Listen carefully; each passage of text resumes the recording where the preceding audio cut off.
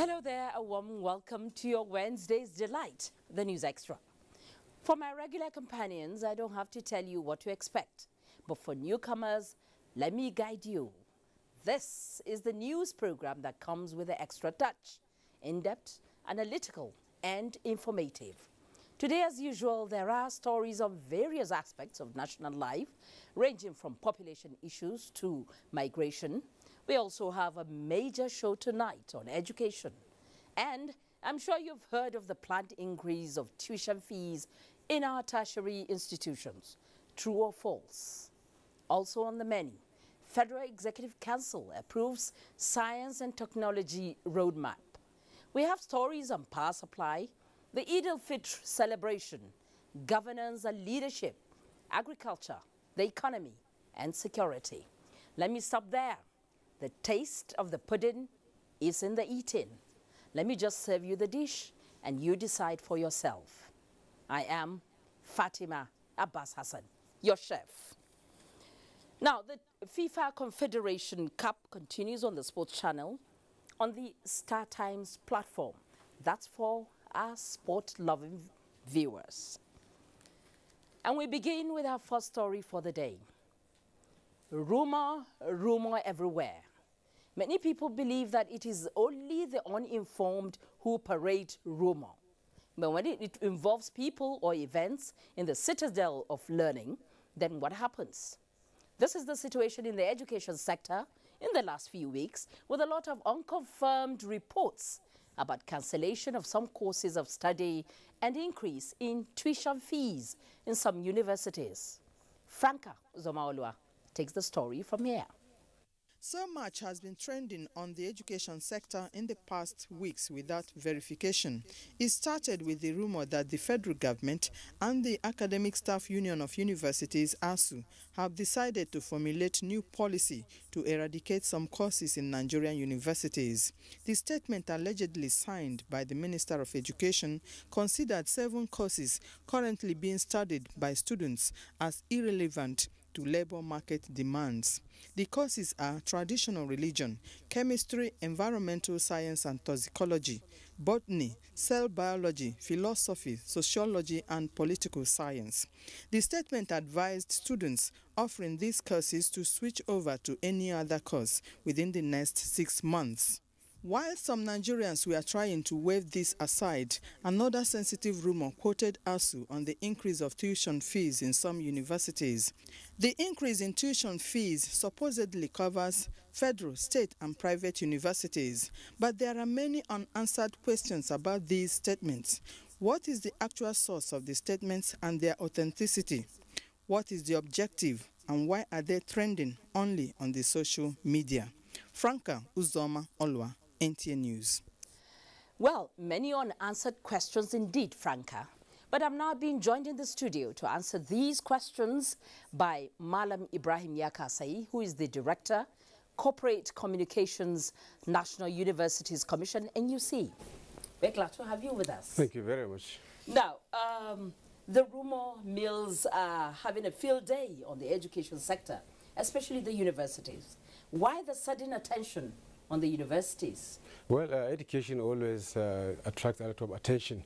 Okay. It always does. But I was quite pleased when you say rumors, because all the 2 stories you've mentioned or that were in the report are rumors, and they remain rumors because they are lies. None is true. In the first instance, the Minister of Education and us would not sign any statement proscribing any program in the Nigerian university system. It never happened. It never happened. You see, I saw it in the social media. We reacted, but I was quite surprised that our action was not taken, that the story kept going around. On the second one, increase in tuition fees, let me state categorically first that tuition fees in all federal universities had always been free and is still free. It remains free. What universities charge, the federal universities, is just service charges for hostel maintenance, medical, and they are negligible. And no federal university has increased any fee. In any case, tuition fee is free. But for the private universities, NUC does not regulate what they charge. Private universities are private universities. Most of them are set up to make money, and we don't regulate what they charge. And we don't, for the state universities also, they are public universities. They don't charge much. Most of them are as free in tuition as the federal universities. But all the same, we are worried at the level of the commission that these rumors were going on and they are getting credence. But most importantly, you see, it's already in our agenda for next year's retreat. We do a retreat every year. We intend to harmonize, even though there was no increase in the first instance. I was with the Vice Chancellor of the University of Kano about an hour ago on the phone, and he said in the last 3 years, the university did not increase any of those negligible fees that they charge. So it's absolutely not true. Okay, now, if, you know, it is not true that the federal government is planning to cancel 7 courses in the university, what do you think is responsible for this rumor? What's the source? Well, I would ask the same, that what is responsible for people saying that fees have been increased when it's not true? In the first instance, universities cannot increase fees mid-session. This is mid-session. So there can be, and in any case, no federal university can increase fees just like that. In any case, their tuition fees are free. And the fees they charge for hostel maintenance are extremely 20,000, 30,000 per annum. If you know what it costs to train a student in some programs, it runs to millions. For example, training a child in the area of medical sciences, they are talking of millions. And the university charges only 20, 30,000. Just fees to do something. So it's the interest in education that is bringing up the rumors. There is so much interest in education, especially tertiary education. You know, when you don't have as much space as you should have, we have issues of access. There's no space in the university system. Space is contrived, so that could be part of the reason why you have these rumors. But beyond that, there are so many rumors of different, varied nature in the social media. What I expect the traditional media to do is not to just pick up any rumor on the social media and give it credence. They can always check with the vice chancellors. Universities were mentioned. Most of them have come out with statements and say it's not true. So NTA is doing what is right by calling us and asking us, and we are confirming that there are no fees increased, and most federal universities don't charge anything more than 20,000, and most of them have not increased anything in the last so many years. Okay. They have not increased in the last so many years. Yes. Are we expecting any increase that is in the near future? No, we are not. That's why I said to you, at the level of the commission, we do retreat every year. And we have, without these rumors, decided that fees, the service fees being charged in federal universities should be harmonized. So we are trying to do that with the Ministry of Education early in 2018. It's top on our agenda to make sure that, you see, since government has maintained that tuition fees must remain free, absolutely free in federal universities, we are trying to say, okay, you should have some semblance of harmony. University X and University Y, that federally should charge things that are almost the same. That we are going to do. But for this private universities, we cannot regulate what they charge. We simply cannot.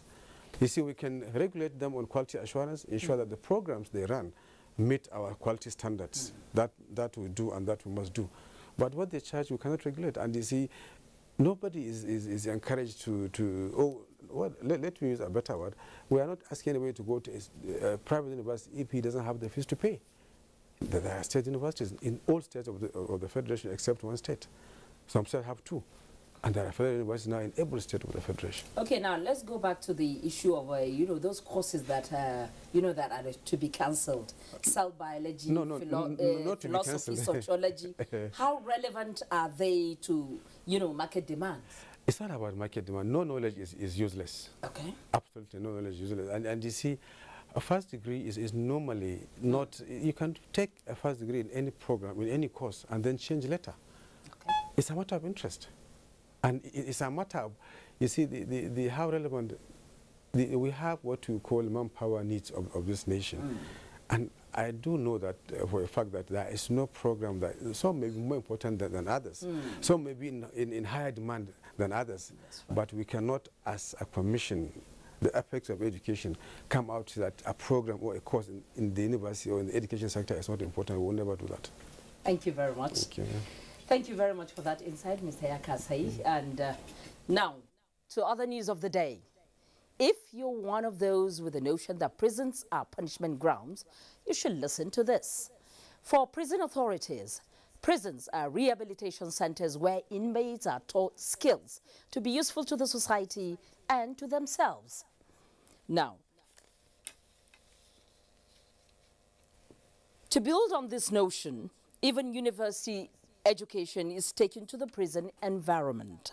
So, don't be surprised if someone who went to prison with school leaving certificate comes out with a degree in engineering. This is possible.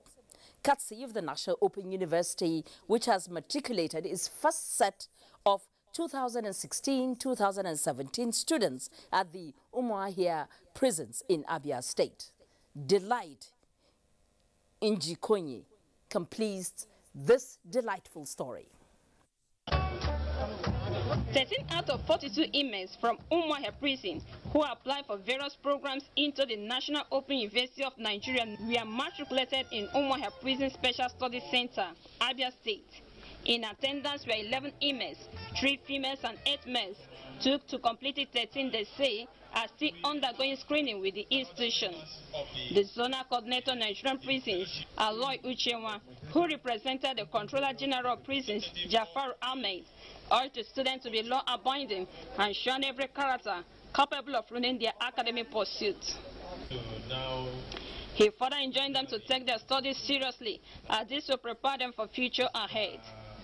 This academic program will keep the inmates busy and prevent them from idleness of mind, which they say is the devil's workshop. The Controller of Prisons, Abia State Command, Mr. Ayoka Sylvester, thanked the federal government for keying into the program by providing scholarship for the inmates. Mr. Sylvester also noted that apart from education programs, that the prison has other acquisition programs for the inmates. I know they will eventually join, but for now, I think whether it's the reality or not. Some of them, especially that waiting to us, want to say maybe tomorrow they'll go out. They don't know that even if they go out, they can still receive their lectures and write the exam. The matriculated students expressed their gratitude. I want to say a very big thank you with a heart full of gratitude. The Invent Future Choir presentation, cultural dances by the inmates, and cutting of the cake. In Umuahia, Delight Njikonye, NTA News. Science and technology is the way to go in the quest for development. This is not lost on the Federal Executive Council, which has approved the Science, Technology and Innovation Roadmap for the year 2017 to 2030. The 13-year blueprint is aimed at ensuring that Nigeria fully exploits its natural resources endowment towards achieving self-reliance. Adamu Sambo reports on this and other resolutions of the Council from the Aso Rock Villa. With Acting President Yemi Osinbajo presiding, members of the Council expressed worry over lack of genuine interest in science and technology in the country, resulting in the reliance on foreign products as well as expertise in the development of the nation's critical infrastructure. As a result, jobs are exported and joblessness is created in the country, thereby aggravating poverty with attendant social consequences. There are estimates that by 2050, Nigeria will be the 9th largest economy in the world. But we cannot do this, without science and technology. In essence, the difference between the developed nations of the world that are the richest and then the developing countries that are poor is, science and technology. How do you apply science and technology to nation building? So this roadmap will help our nation to take us to where we should be. On his part, the Minister of Agriculture and Rural Development allayed the fears of the Council members and indeed Nigerians that in spite of the high demand and exportation of Nigerian yam abroad, the nation will not be subjected to hunger. Consequently, a flag-off ceremony for the export of 3 container loads of yams to the United Kingdom takes place on Thursday. We are diversifying the economy. We are talking about economic recovery and growth, and we will have to export whatever is needed from Nigeria by other countries so we can earn more foreign exchange rather than expend everything we have on importation. Just like we buy so much from them, it's time for them to buy from us. And I assure you this is how the economy of Nigeria we're dreaming of will begin to recover. We should look at this export of yams not as a problem, but as an economic opportunity. With Nigeria accounting for 61% of the total output of yam in the world, the minister said it is embarrassing that Nigerian yam could be missing in the global market. The Federal Executive Council also takes measures to prevent unnecessary death amongst youth corps members across the country. That henceforth, we will include NYC members in the National Health Insurance Scheme across the country. This will guarantee access to quality care across the country, prevent unnecessary death, and also ensure that our youth corps members receive the highest attainable level of care across the country. The Council also approved the renewal of the Memorandum of Understanding between the Federal Ministry of Health and UNFPA for the provision of safe, effective, and voluntary contraceptive services across the country for the next 4 years. Health Minister Isaac Adewale also informed members at the meeting that the meningitis outbreak in the country has been formally declared over. No new case of polio is recorded in 2017, and even the cholera outbreak in Kwara State has fizzled out. He, however, said 7 new cases of Lassa fever have been recorded across the country. From the State House, Adamu Sambo, NTA News. In another development, the federal government says it will collaborate effectively with genuine enterprises and other purposeful endeavors, assisting Nigeria startup entrepreneurs towards improving business ideas for national development.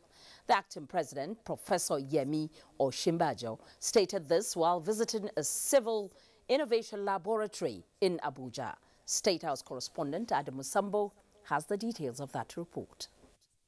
So what we do is we create different spaces for people to work. The acting president's visit to the Civic Innovation Laboratory, a non-profit organization set up to support young Nigerians implement their business ideas, came shortly after the Federal Executive Council ratified a new science, technology, and innovation roadmap for the country. What we're trying to encourage is to have startups think to government. How can you help government? How can you look at CAC and say we can register a company in a day and build the solution? Acting President Osinbajo, who expressed delight at the initiative, said the Buhari administration will not shirk its responsibility in supporting groups or organizations genuinely committed towards assisting fellow citizens realize their dreams of running their own businesses. The Civic Innovation Laboratory has legal, business development, and navigational teams working towards ensuring that Nigerian startup entrepreneurs implement their innovative ideas. Professor Osinbajo was accompanied on the visit by some members of the Federal Executive Council. The program advisor of the laboratory, Mosope Olausibekong, conducted the acting president round and described his visit as inspirational.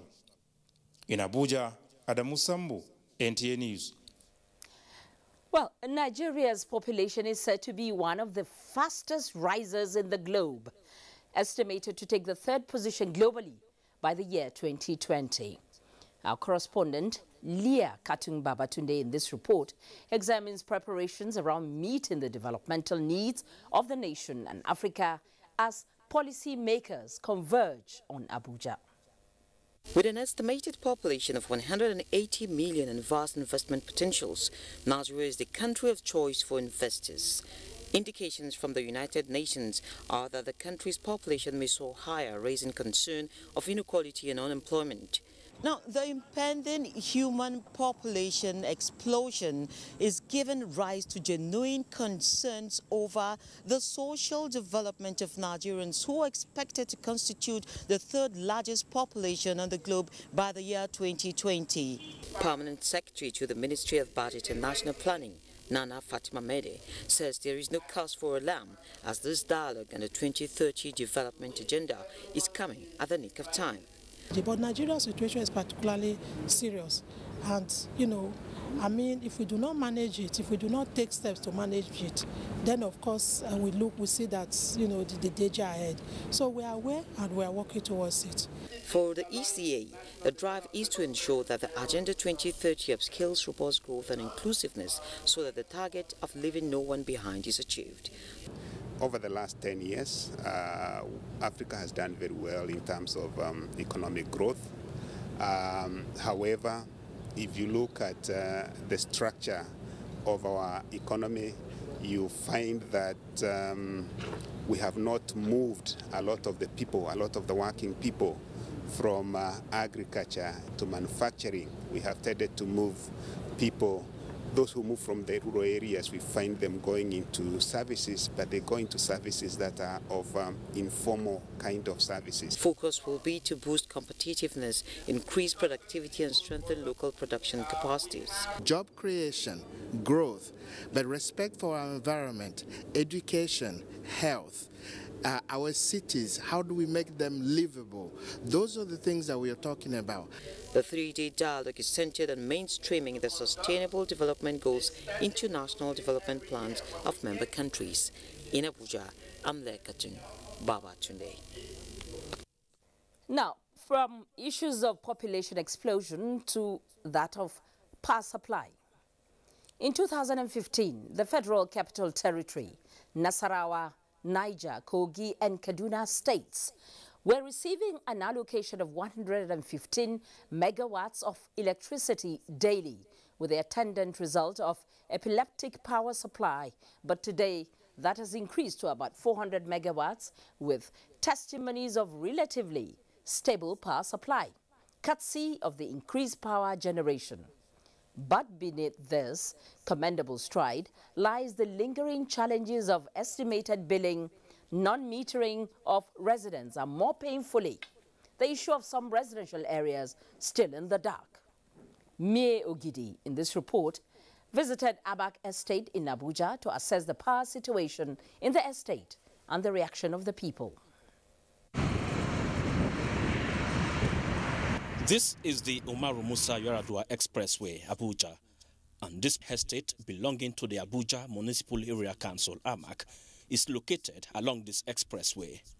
Viewing this estate from the exterior gives an impression of one's dreamed home, but living in it tells the agony of total blackout, with electricity poles serving as dead traps, worsened by the deplorable roads crisscrossing. Even in the midst of this perpetual darkness, the Abuja Electricity Distribution Company, AEDC, allegedly torments the residents with estimated bills as the houses are not metered. No, we don't have prepaid meters. The least bill you pay here is average of 12,000 naira. That's the bill they bring. As their frustration gets to the peak, the aggrieved residents of the AMAC estate decided to take their plights to the AEDC office for the restoration of power and to meter their homes. Give us light and meter. We're tired of apologies. We want action. We want simple action. The situation was becoming a bit tensed, so the both parties agreed for a meeting. And after about 1 hour, this was the outcome. We have resolved there that no meter, no payment. And they must compensate us for all the months that we've been in darkness. It's part of our resolutions. For the AEDC, the metering of all homes is ongoing as directed by the Minister of Power, Works and Housing, and the bills paid by the AMAC estate residents without power supply will be adequately compensated. What we need to do, if we look at our records and we see that, yes, of a truth, the transformer in that area failed for 1 month, we will expunge that period from your bill. I mean, what you have not consumed, you ought not to pay for it. Metering is an ongoing project because projects come up every day. But in terms of the backlog that we met at the point of privatization, that one is supposed to be done within 5 years. And we have been doing that. Every year, 120,000 customers. Every year, 120,000 customers. It is a developing story, and NTA will update you as the days progress. Mie Ogidi, NTA News. Many thanks, Mie. Now, we know that power is key to industrial development. And so when a governor is bent on developing that sector, you can be sure development is on the way.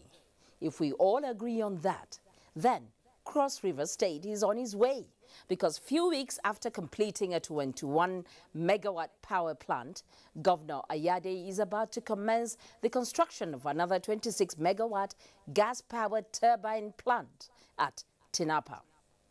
Udua Ketim has the latest on that. Governor Ayade, while receiving the final execution plan by the Indian firm at the government house in Calabar for the proposed power plant, described the project as dream come true, giving its industrialization drive. He assured the people of the state that 23 megawatt power will be provided from parliamentary extension plants, while Skipper's 26 megawatts will be coming out of Tinapa.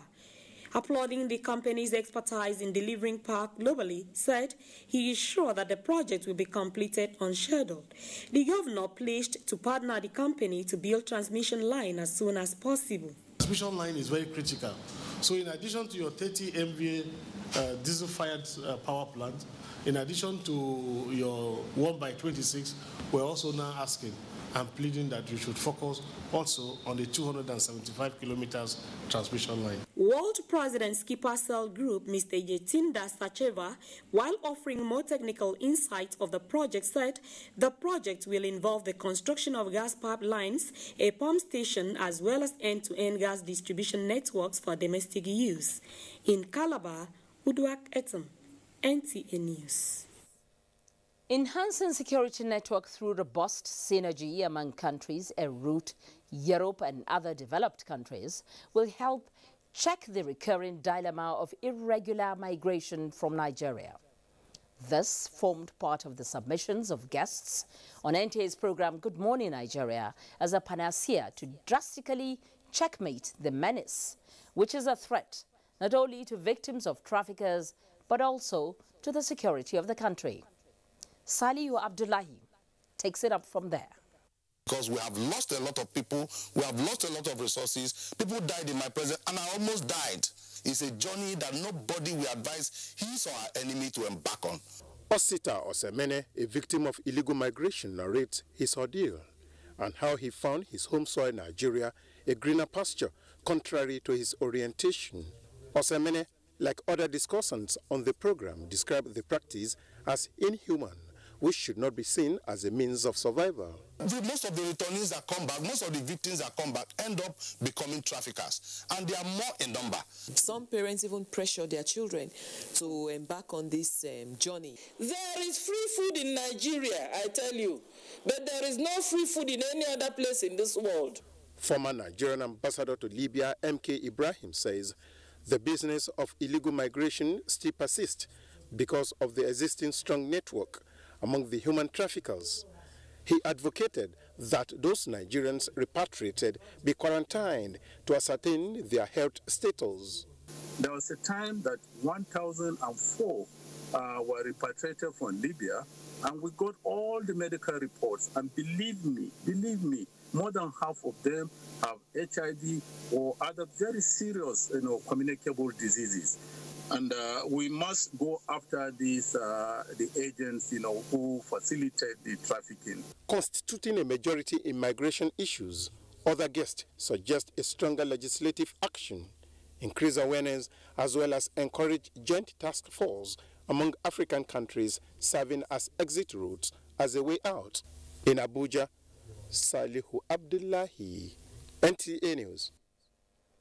From issues of migration, we take you to Taraba State that was thrown into mourning this Wednesday following the news of the death of a former governor of the state, Ambaba Mfulani Suntai.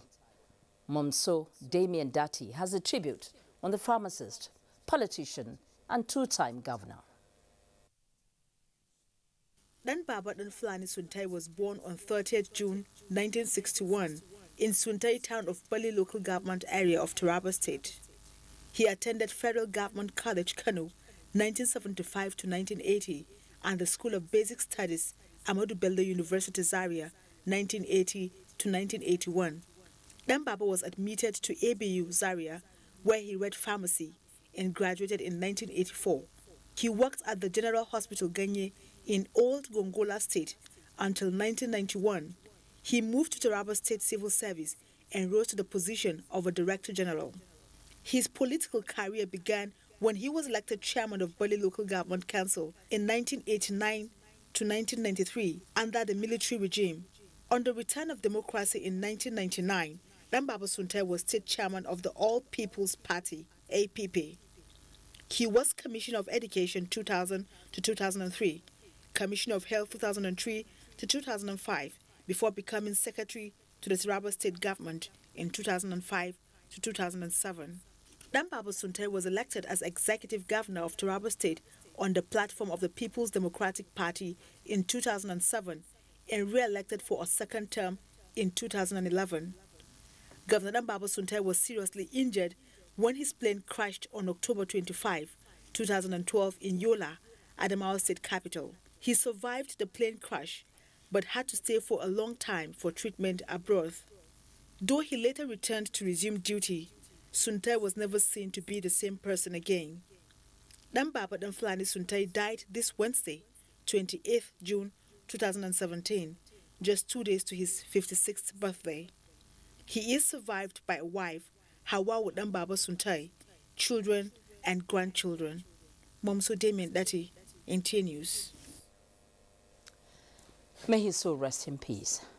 Now, you can watch this news live online via the NTA mobile app, which you can download on your Android device at the Google Play Store or at the Apple Store if you use devices with iOS. How are we doing so far? Good, I hope. If so, don't go away. We have more stories on good governors and Eid al-Fitr celebrations. That's when we return after the break. Stay with us. I can't believe she just rejected me and my camera. She rejected my lights. How can she not want makeup? Maybe when the battery dies, she'll come back to us. Nah, not with a 4,000 milliampere battery. Experience the best selfies of your life. Gioni A1 Super Selfie Super Battery. Great leaders come in the same mold. Determined, focused, and with a clear vision. For them, making life better for the people is a task that must be accomplished. In most cases, that means building from the scratch. They construct, empower, and secure, working on every sector. Precisely what Ibrahim Gaidam is doing in Yobe State. His strategy? Prudence. A commitment to make the biggest impact using lean resources. A firm resolve to develop Yobe no matter the challenges. Ibrahim Gaidam, governance redefined. Yobe, the pride of the Sahel. There is a reason Africa is called the new frontier. What was once potential is now an opportunity ready to be seized. Once revered for our resources, today's wealth is in our people. People who build the cities that shape the future. People who know an idea in one place means business in another. A generation for whom technology means there are no borders, no boundaries. We are the new lions in a brave new world, kings of the urban jungle. And there's a bank that puts the world in our pocket and the future in our hands. UBA, Africa's global bank. Hey, now who they here? My name now Mr. Shortcut. I didn't mind my money. Now cheap one, I dey buy. From that, we sign. Now to buy cheap one. Hey, now one kind cable for my yard. A cheap building material where we take build my office. I think say I dey save money. office building collapse and fire burn my house. You don't see what happened to Mr. Shortcut? Well, Standards Organization of Nigeria, SON, don't ready for action and say enough of pain, loss and wastage. And if you see product where no dey correct, call the SON office way near you or SON help desk. Standards Organization of Nigeria, improving life through standards. The Future Assured project of the wife of the president, Aisha Muhammad Buhari, is carrying out free medical screening and distribution of food items at various IDP camps while ensuring the economic empowerment of women through training and skill acquisition. In recognition of her efforts, wives of governors have lent their voices and support. In Kogi State, we feel the impact of Future Assured, especially in women and children. The Future Assured program of Mrs. Aisha Muhammad Buhari, the wife of the president, has been very assuring and still reassuring in Sokoto State. It has impacted positively in the areas of humanity, especially women and children. Supports the Future Assured initiative. Email programs@futureassured.org.ng. Future Assured, promoting and protecting the lives of Nigerian women and children.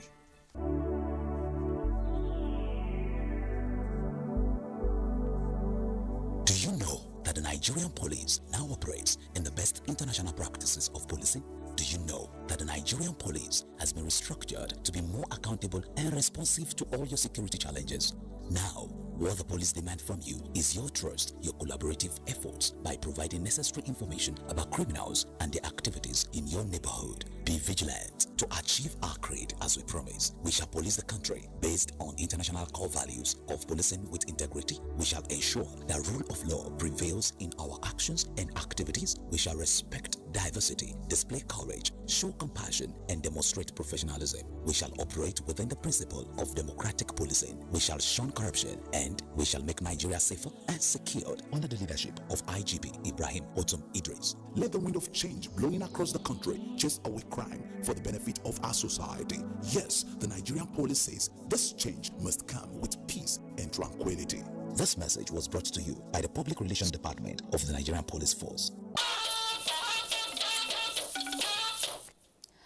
You're welcome back. You're still on to NTA News Extra on the network service of the NTA.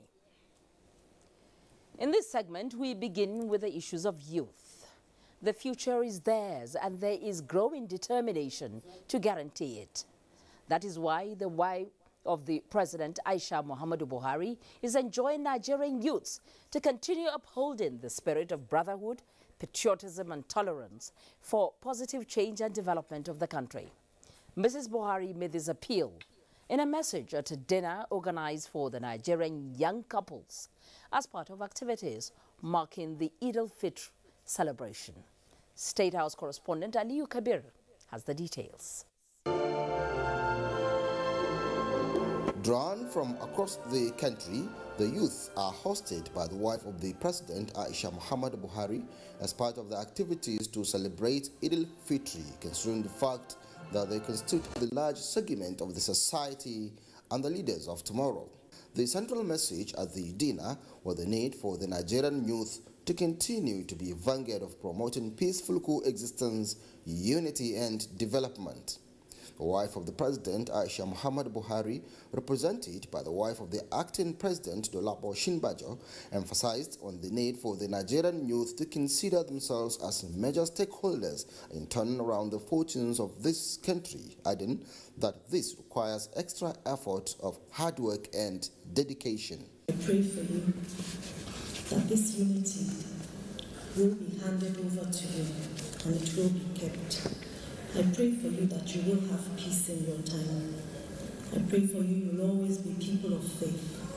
And above all, I pray progress for you.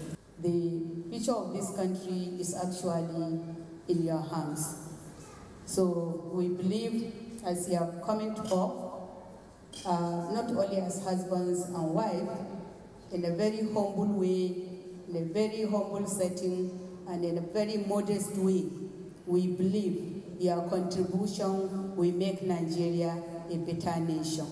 The need for acquiring education, self-determination and national interest are some of the issues raised by the stakeholders I want to appeal that Nigerian youth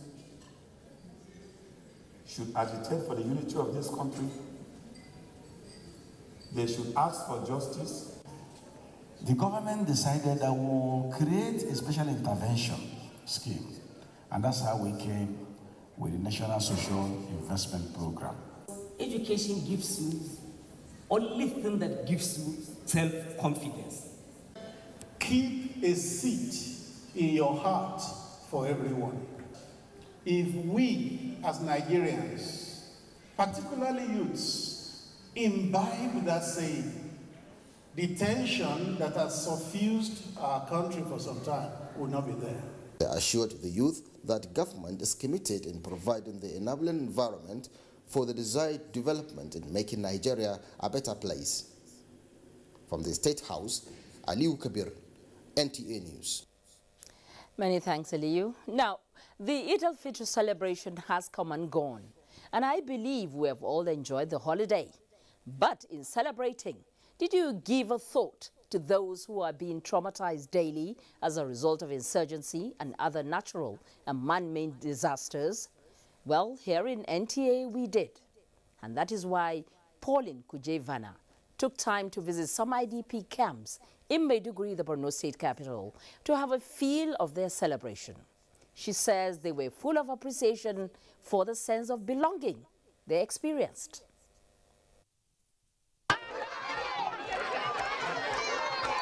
It is a moment for the displaced persons here to catch fun and forget their sorrows, having been away from their homes following the displacements by Boko Haram insurgents. This year's Eid al-Fitr in IDP camps is one with a difference, as each household is provided with children's shoes, clothes, food and drinks by the government.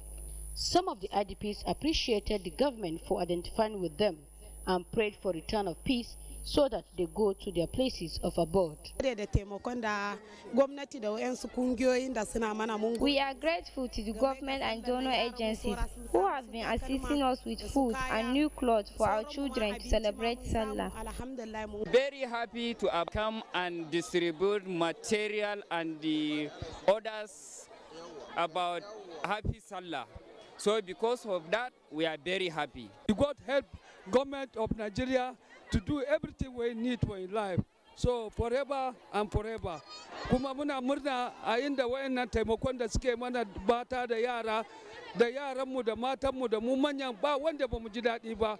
Allah ya taimake su, Allah ya bada sa'a. Yaran mu kanana sun samu riga masu kyau masu tsada. Our children were given clothes that we cannot even afford. We are grateful for that.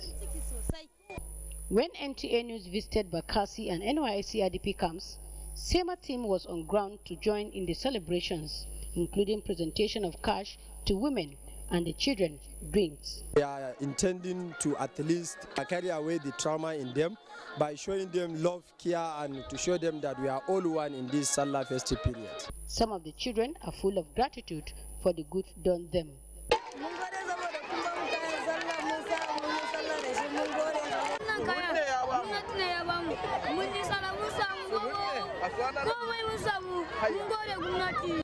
Mun ji daɗi, mun ci shinkafa, an ba mu kayan sallah, an ba mu takalmi, an ba mu gyale kuma an ba mu milik. An ba mu shinkafa, an ba mu kaya, mun koshi, mun gode muku.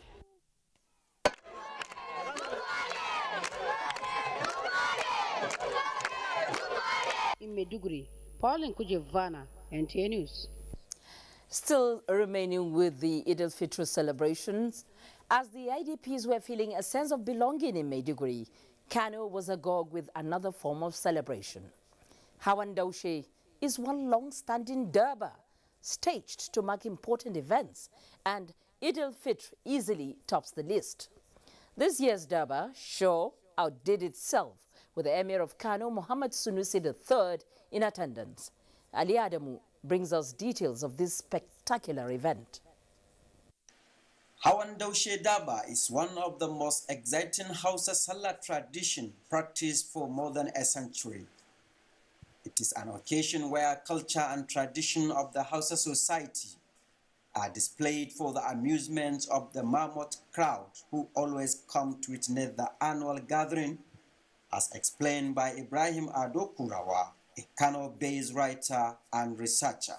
He says the Hawan Doshe originated from an incident involving one of the royal servants of a former emir. It was introduced by Sergeant Colonel Muhammad Ropa, who was the king of Kano from 1466 to 1499. He started it to commemorate or to honor one of his slaves who did not participate in the Salah celebrations. So he decided a day after Salah to visit that very important slave. Since then, the Durbar has continued to be observed every Salah with hundreds of horse riders dressed colorfully in procession.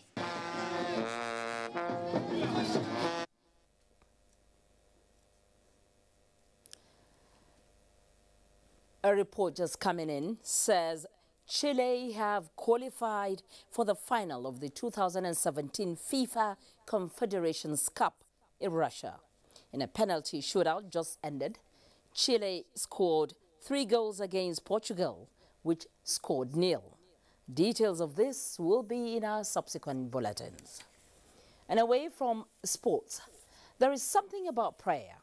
It brings relief when you have handed over your problems to capable hands. Even the good books enjoins us to pray without ceasing. So it was not out of place for Akwa Ibom people to take one request close to their hearts, to the Almighty, in prayer, that is the health of President Muhammadu Buhari. In fact, it was not just a prayer, it was a prayer summit organized by APC youths. Susan Asuko has that report. Participants at the prayer summit dedicated the program to praying for President Muhammadu Buhari and his quick return to the country. In an exhortation, Pastor Keme Etugudo maintained that for the country to experience a supernatural turnaround, every Nigerian must pray. Senior Special Assistant to the President on Legal Matters, Documentation and Research, Professor Adamu Usman, appreciated Nigerians for their prayers for Mr. President and urged Akwa Ibom people not to relent in their support for the government. What I have seen on ground here is surprising, but surprising in a very pleasant manner. Convener of the prayer summit, Professor Chris Ekong, said prayers for the quick recovery of the president and his safe return to Nigeria is necessary, considering his commitment to development of the country and achievements within 2 years of his assumption of office. He noted that the recently awarded Kalabaitu Road and quick release of funds for commencement of work is enough for youths in Akwa Ibom State to pray for his recovery. I have decided to rise in unison to pray, seeking God's mercy and total healing for his servant, President Muhammadu Buhari. The state chairman of the APC, Dr. Amadu Atai, and other participants commended the youths for their show of love to the president. The event also featured prayers for the peace and unity of Nigeria. In Uyo, Susan Asukwo, NTA News. Having competent, vision-driven and committed heads of parastatals is key to optimal performance of the Nigerian workforce. This was the submission of panelists at the 38th Center for Values in Leadership Colloquium in Lagos. Annie Daniels reports that it is in honor of 2 former heads of government parastatals.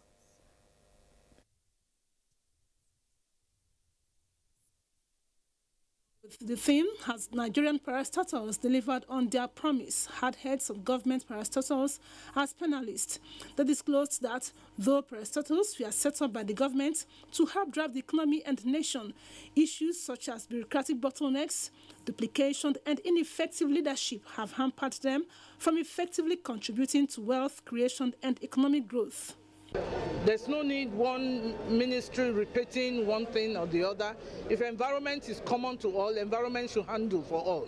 This colloquium is therefore designed to help with a roadmap for optimizing on the contribution of parastatals and how to keep their numbers to a level that is optimal. I think this is something that the federal government needs to look at to determine the usefulness of the number of parastatals and the functionality. What matters is to deliver on the mandate. If we believe that a lesser number of parastatals will provide a leaner government, a more efficient government, and we reduce cost of governance, that is what the federal government should look at doing.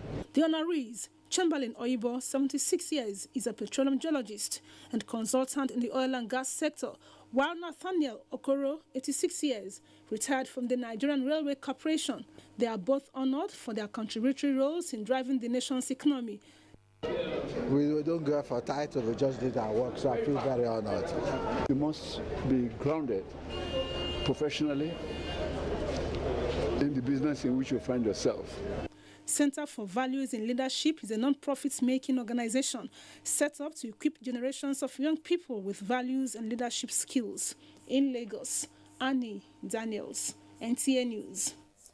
Now, there are calls for collective resolve to build a new Nigeria anchored on unity and progress for the overall growth of the nation. Talatu Ezirike reports that this was a fallout of discussions on NTA's current affairs program, Tuesday Live. Nigeria's founding fathers sacrificed their all in building an indivisible, united and prosperous nation. They strongly believe that unity, tolerance and understanding among the various ethnic groups is vital to the socio-economic development of the country.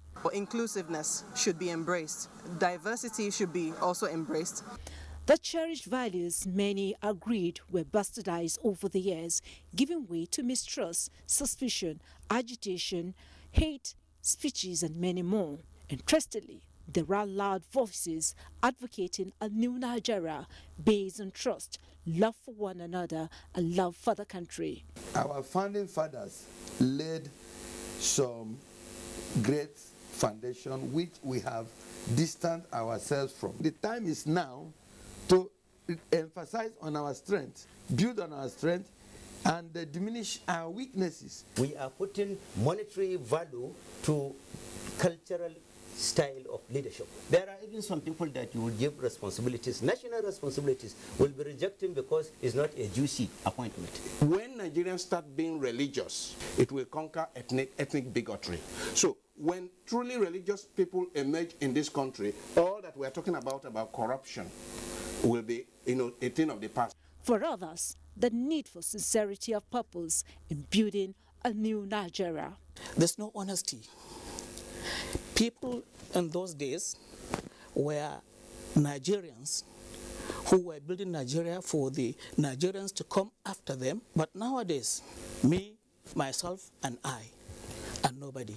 We can take a look at ourselves and say, wait a minute, if India is as populated as India is and China, how come they are surviving and they have multiple heterogeneous systems like we too have in Nigeria? But we must first acknowledge that these issues must be discussed dispassionately and objectively without sentiments and emotions. An aspect of Nigerian national pledge says to serve Nigeria with all my strength, to defend her unity.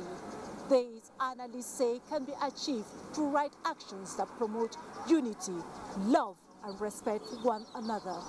Talatu Ezirike, NTA News. Many thanks, Talatu.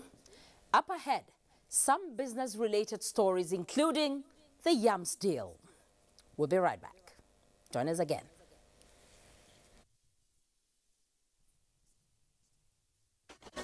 Where is the Pope? The Pope.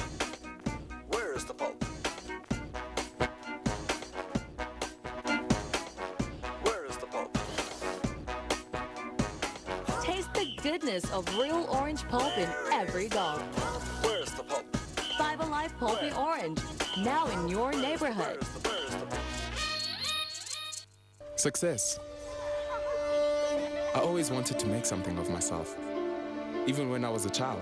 With So Clean, my mother made sure that my clothes were clean and bright. With a 30% concentrated formula, washing is faster, brighter, and cleaner. Like millions of families, mine also trust So Clean. With my clothes and with my career.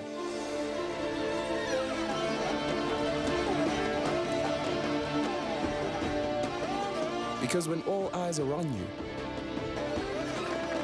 you have to look the part. So Clean. It's your time to shine.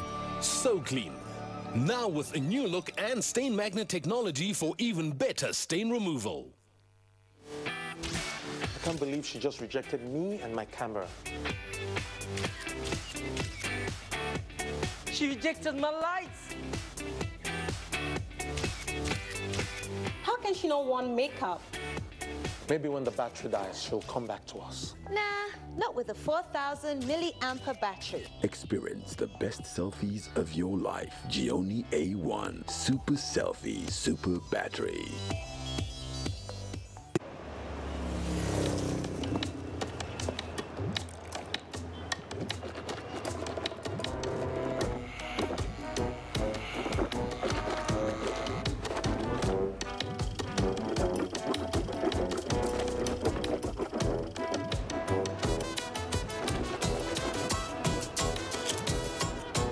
Chewing gum neutralizes bad odor. It doesn't just disguise them, it gives you real minty breath. Reorganized, trained, and fully equipped. We are the new improved Nigeria Police Force. We fight crime. We bust syndicates. Whatever the crime, wherever the hideout, the Nigeria Police Force will get you busted. Stop kidnapping, armed robbery, murder, pipeline vandalism, and other criminal activities. Be productive. Be security conscious. Join the police force to secure your life and property. This message is from the Nigeria Police Force Public Relations Department.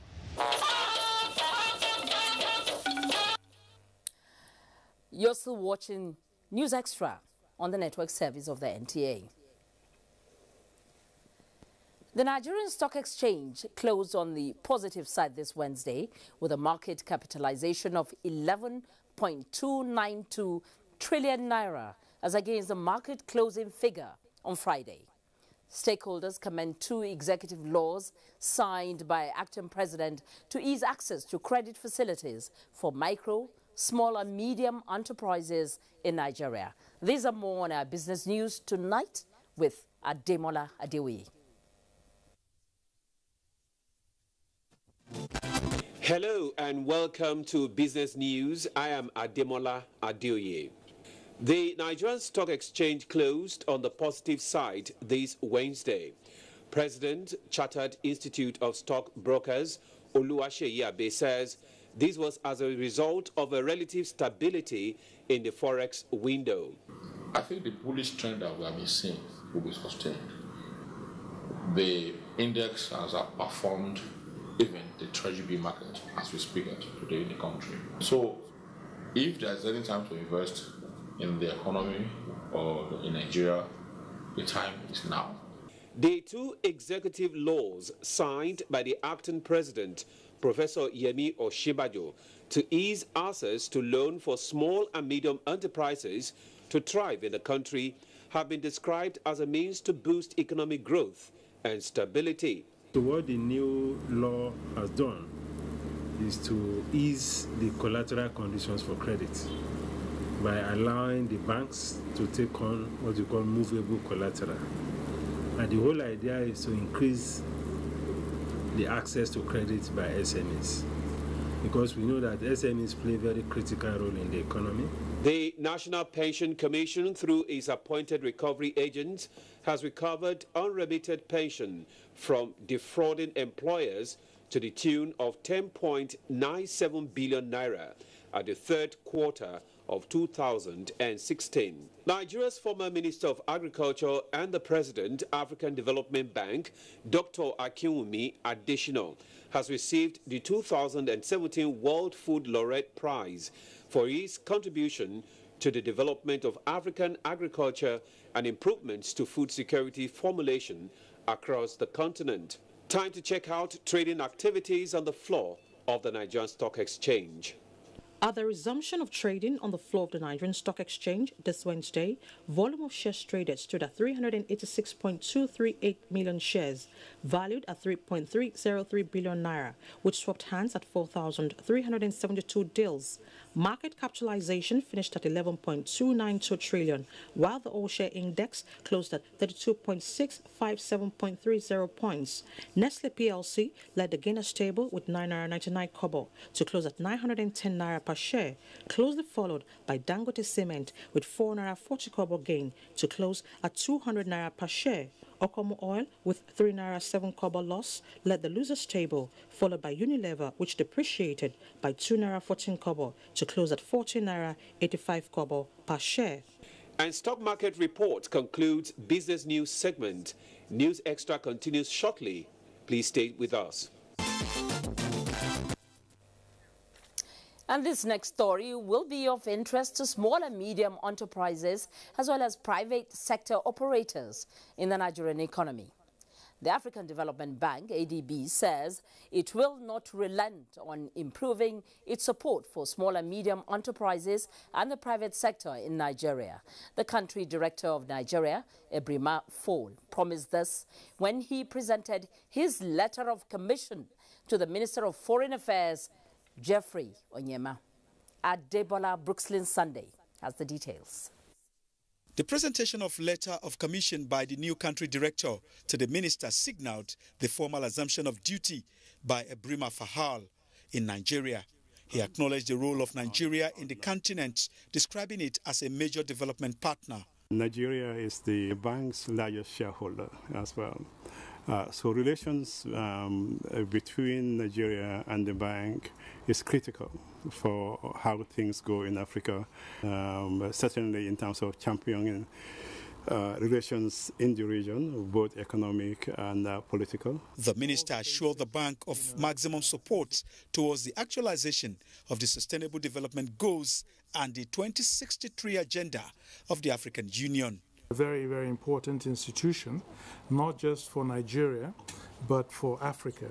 And it's absolutely important for us in these challenging economic times, that we have such an institution that can play such an important role, hopefully building a sustainable path for the economic development of Nigeria and Africa. Agriculture, power, improved quality of life and education are some of the areas of priority of the African Development Bank. Adebola Brooksland Sunday, NTA News. Well, farmers from yam producing areas, please pay attention to this next story. Work and good fortunes have come your way. I hope my Benue brothers are listening. Nigeria has been granted license to commence export of yam to Europe and the United States. Minister of Agriculture Rural Development, Audu Ogbe, says 72 tons of the commodity are already on their way to the international commodity market. Nigeria remains the world's largest producer of tubers, yam and cassava, according to the record of Food and Agriculture Organization. Over the years, there has been a partnership between the federal government and China on the production and export of cassava chips. Chinese are asking us to export yams to them now, but they want it dry. So we're looking at how to dry the yams and export to China. And recently, permission has been granted for the country to export yam to international commodity markets in Europe and America. The Minister of Agriculture described the development as a new era in raw food exportation under the Economic Diversification Initiative of the federal government. To make yam export competitive, the government is to work on the packages and the right types of trucks to be used for transportation to avoid rejection. We intend, through extension services, to teach farmers how to grow their crops and meet the finest standards available in the world. there is one global international standard which should be respected. So the same standard that we applied in order to export to Europe should be the same standard also for Nigerian citizens. Any commodity, any agricultural produce Nigeria intends or is putting for export should not be rejected. And that means that we should have done our homework well to ensure that this product will pass seamlessly. Chinese government has earlier placed an order for export of tubers, especially yam, from Nigeria worth millions of naira. In Abuja, Musa Baba Aliyu, NTA News. Well, different strokes, they say, for different folks. It is another popular adage. And we know that the far north suffers desertification, flooding in the north-central areas, ocean surge in the coastal areas. Now, for Abuja in the southeast, it is soil erosion, which is devastating the whole zone. The good news is that something is being done about it. Chinyere Okoli captured the construction of erosion sites in Okundara, Amachara, and Okwe, Obu, Ohia, Obi, Ebere. The construction is the brainchild of the federal government through the Ecological Fund Office. The two sites, which are part of the 25 erosion sites approved by the National Ecological Fund for urgent attention in the country, will cost about 700 million naira to execute. At the flag-off ceremony, member representing Ikwano Federal Constituency, Sam Onuibo, lauded the federal government for its determination to tackle the ecological problems in various parts of the country. When a problem comes, it is not defined either in the name of APC or in the name of PDP. A problem that comes to the community affects people. Operation is key. Very, very, very, very key. So that another project can be attracted here. The project is expected to be completed within 7 months. In Umuahia, Chinyere Okoli, NTA News. We'll be taking another short break here, and there will be more when we return in just a moment. See you on the other side. Change does not just happen. You and I, and all of us, must appreciate that we all have our part to play if we want to bring change about. We must change our lawless habits, our attitude to public office, and public trust. We must change our unruly behavior in schools, hospitals, marketplaces, motor parks, on the roads, in homes and offices. To bring about change, we must change ourselves by being law-abiding citizens.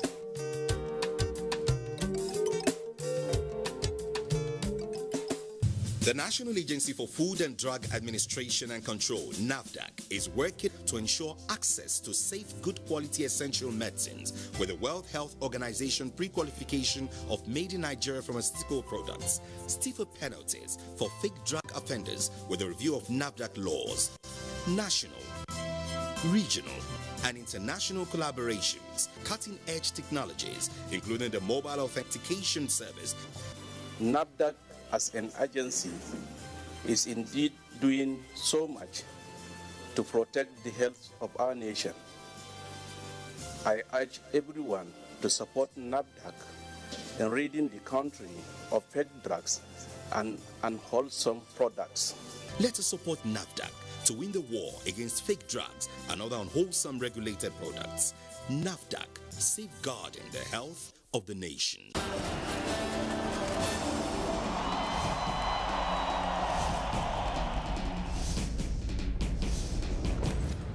Issues in the sports sector remain one of the most debated among Nigerians due to the passion, followership, government involvement, impact on Nigeria's external image and our national life in the sports parliament.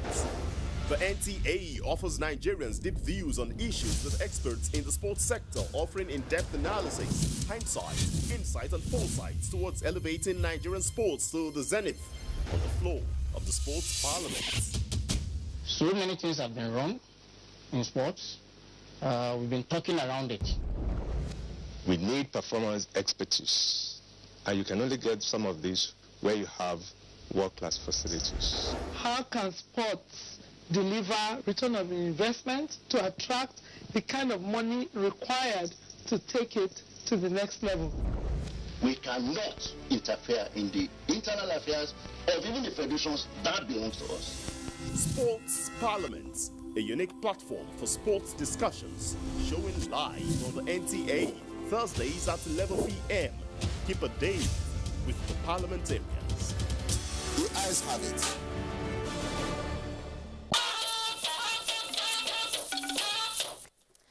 It's good to know that you're out there with us on the program. Now, in this segment, we begin with issues of security. Close cooperation and collaboration with civil organizations have been identified as key factors for effective realization of national security. Experts stated this at a one-day workshop on national security in Lagos, organized by the Nigerian Army School of Public Relations and Information. Ken Egbeluge reports that the workshop was tagged Dynamics of National Security, the Role of Citizens. Nigeria is currently faced with the security challenges such as insurgency, herdsmen attacks, pipeline vandalism, kidnapping, and the agitation for secession by a section of the country. All these, experts say, constitute threat to national security. The Nigerian Army, in the discharge of its constitutional roles, have provided the strategic directive to respond effectively to the security challenges. The Nigerian Army say the success recorded in addressing the security challenges would not have been achieved without the active participation and support of the citizens. Look, we are all Nigerians. We are working for Nigeria and Nigerians, and there should be that collaboration, and there must be that understanding between the military who are equally Nigerians like any other Nigerian. The intention is to make every Nigerian know that they have a part to play in the security of the nation. It is not just them versus we.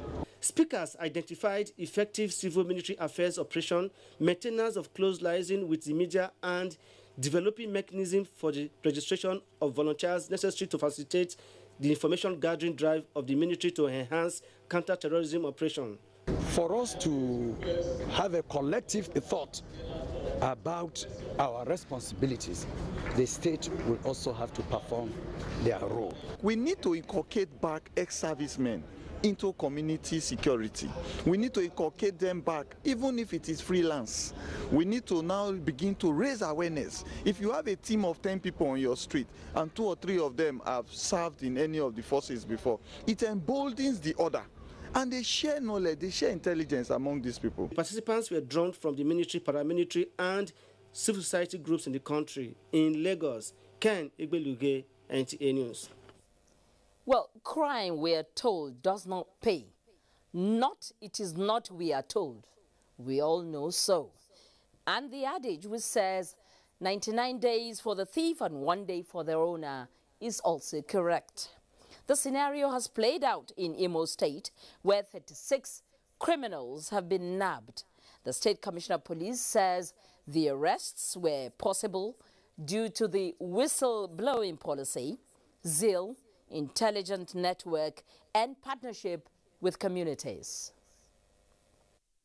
Parading 36 suspects before newsmen, Police Commissioner Chris Ezike affirmed that this present momentum of arrest of criminals will be sustained. We are going to continue to expand the frontiers of our police community partnership through strategic communication and relationship that will continue to stimulate our whistleblowing policies. He warned that leaders of various communities and hotel proprietors will be held responsible for acts of direct and indirect connivance with criminals. When things happen in your community and you choose to keep quiet, meanwhile there are leadership at several levels in the communities, it's no longer going to be business as usual. Some particular hotels have continued to pop up as places where these people are being arrested. He assured Imo people of high visibility policing through forensic technology as a crime prevention measure. Most of the suspects confessed to the crimes. There is a guy that brought the money across the road. So the man was the person communicating. He said he wants me to go and collect the money. You know, the man himself, he was the one that told me about this. Some of the crimes include kidnapping, armed robbery, cultism, car theft, and child trafficking. Inoware, Chuma, Wankwere, NTA News. Now, the scenario in Imo State has also played out in Bayelsa, where 22 suspected criminals have been arrested for various criminal offenses, including kidnapping and cultism. What is interesting here is that Commissioner of Police Amba Asuko Amba is promising to make Bayelsa so hot for criminals. Viera John tells us more. The Bayelsa State Commissioner of Police, Mr. Amba Asuko Amba, while parading the suspects at the command's headquarters in Yenegoa, said the command has intensified its efforts in fighting crime through surveillance, visibility policing, 24 hours non-stop patrols, and active participation of vigilante group. Within the past 1 month, we have apprehended 21 armed robbers. That is to tell you that we are going to unleash all our efforts and weapons towards making the business a very unlucrative business. The 24 suspects were apprehended for armed robbery, kidnapping, and cultism. The Commissioner of Police also assured Bayelsans that the command is geared to ensure that safety of lives and property of Bayelsans is their priority. This is an opportunity to reassure the public that we will continuously ensure that they can go about their normal duty. I'm happy that nightlife in Bayelsa is at its fullest peak. Commercial life in Bayelsa is equally at its fullest peak. Bayelsa is quite safe and free, and that Bayelsa has no vacancy for any criminal. Items recovered from the suspects include locally made pistols, battle axe, telephone, laptop, and a Toyota Camry, among others. In Yenegoa, Vera John, NTA News. A top investigator with the Economic and Financial Crimes Commission, EFCC, Austin Oko, has been shot.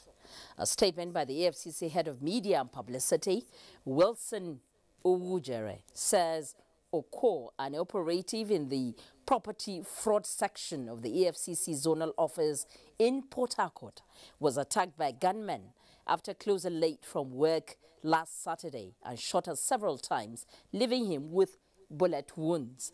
The statement adds that Oko is one of the operatives investigating some sensitive cases, including that pertaining to corrupt judicial officers, and had been receiving threat messages before the shooting. He is said to be receiving treatment at a private hospital.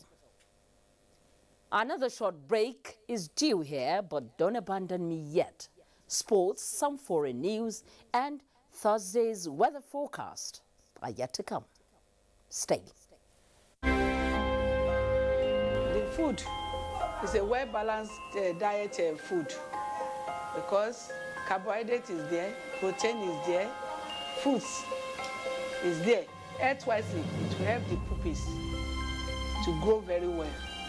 Even if they are not able to get anything of such in their different homes, the one they take into school, it will help them a lot.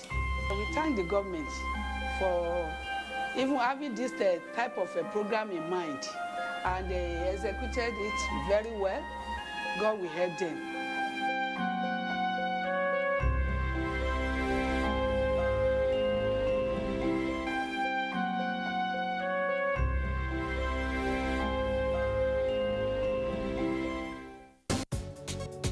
What's up, sweetheart? You really look like you're up to something. I have a secret. Okay. I'll be going to Europe next week. Seriously? Yeah. Like you have your visa, your passport, your plane ticket? No, not that way. Some men are helping us. We pay them, they take us through the desert, and then we cross the sea into Europe. The desert, the sea. Isn't that the route where many have died? Yes, it is indeed a very dangerous journey. In 2016 alone, 4,900 people died while crossing the Mediterranean Sea to enter Europe. many were Nigerians. For the very few who survived the journey, they are forced into prostitution or other crimes just to survive. Eventually, they will be arrested and deported to Nigeria. Don't be a victim. Don't go this way. This is a public service announcement brought to you by NTA. Thank you for rejoining us. Now, for news across the globe, Omini Oden is standing by. We begin this segment from Africa.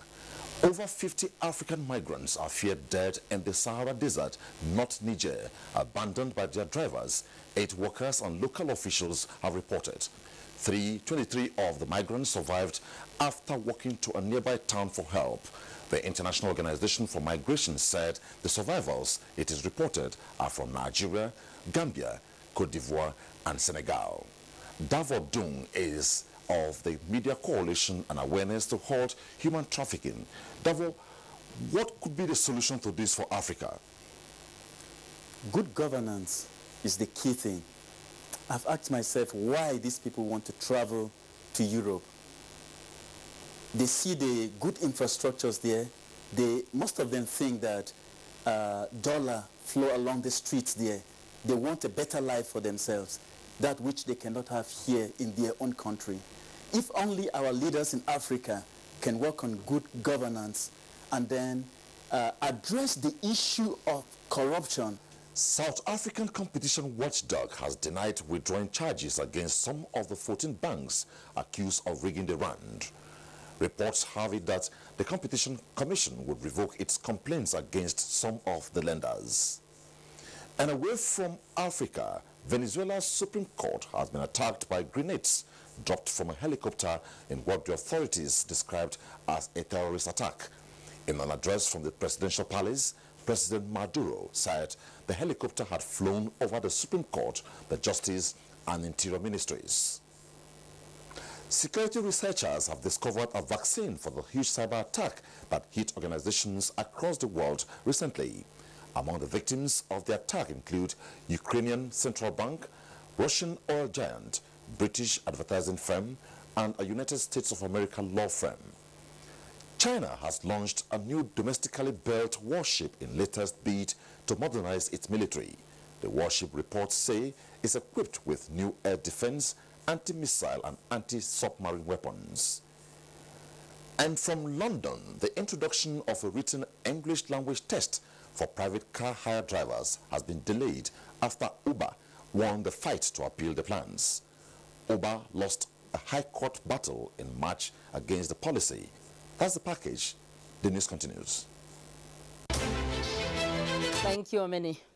And on the sporting scene, criticisms has continued to trail the use of video assistance referee at the ongoing FIFA Confederations Cup in Russia. Although FIFA President Gianni Infantino has described the technology as the future of modern football. The video referral system has, however, come under scrutiny in the wake of a handful of decisions at the tournament over the last few days. Oche Ngbede, in this report, takes a look at the uprising that comes with the introduction. As the world is revolving, so also are things and events moving constantly in almost all sectors. Football, in particular, has seen a series of massive inclusion and modifications, all in a bid to make the game more exciting and near perfection. First was the goal line technology, a major inclusion which has done excellently well in deciding controversial goals. Now, the FIFA inclusion of video assistant referee, which is presently in use for the ongoing FIFA Confederations Cup. Using 23 different camera angles, the video assistant referees can look